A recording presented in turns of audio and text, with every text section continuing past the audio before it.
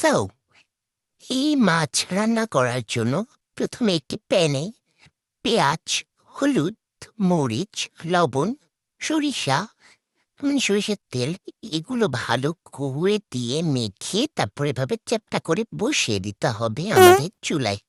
এরপর দিয়ে দিব টমেটো। এটা কি মাছ আমি আসলে জানি না। সমুদ্রের মাছ আম্মু বলল। কিন্তু মজা, প্রচুর মজা মাছটা। এরপরে আমরা টমেটোটা একটু নেড়ে চেড়ে ছড়িয়ে ছিটিয়ে দেব। এরপরে আসলো আমাদের পানি। এখানে ১ কাপ পানি দিয়ে দিলাম, কিন্তু হবে না ১ কাপে, আরো ১ কাপ দিয়ে দিলাম। এরপরে আম্মু বলেছিল ঝোলটা কমে গেলে তারপর হচ্ছে ধনিয়া পাতা দিতে, কিন্তু আমার এত ধৈর্য নেই। আমি দিয়ে দিলাম। এক জায়গায় একটু বেশি পড়ে গেছে মনে হচ্ছে।